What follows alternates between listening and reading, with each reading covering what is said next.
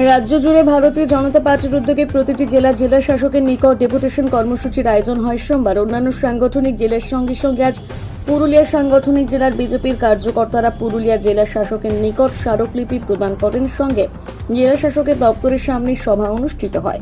পুরুলিয়া জেলা বিজেপির সভাপতি শঙ্কর মাহাতো কি জানালেন শোনাবো। দাদা, আজকে আপনাদের কি কর্মসূচি ছিল?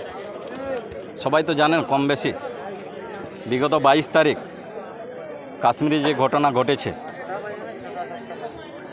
যারা পর্যটক ছিল বিদেশ এবং আমাদের দেশের মিলে নিয়ে যারা পর্যটক ছিল, সেই পর্যটকদের হিন্দু মুসলমানে ভাগ করে হিন্দুদের উপর গুলি চালিয়েছে পাকিস্তানপন্থী জঙ্গিরা এবং হিন্দুদেরকে নির্মমভাবে হত্যা করেছে।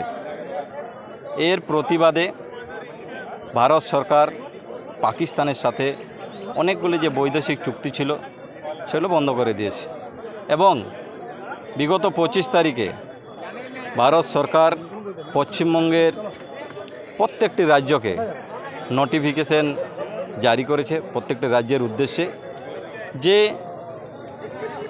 এখানে যদি পাকিস্তানের কোনো নাগরিক বসবাস করে থাকে তো তাদের খোঁজে বের করা, চিহ্নিত করা এবং যত তাড়াতাড়ি সম্ভব পাকিস্তানে তাদের ফেরত পাঠানোর ব্যবস্থা করা।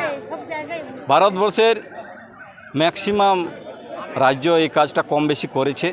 দুর্ভাগ্যের বিষয় পশ্চিমবঙ্গ এই কাজটা একটুও করেনি, কাজের কাজ একটুও করেনি। কারণ এটা যদি এরা করে তাহলে এদের ভোট ব্যাংক যে আছে সেই ভোট ব্যাংকে ধস পড়বে। সংখ্যালঘুদের খুশি করার জন্য এই কাজ এরা করেনি।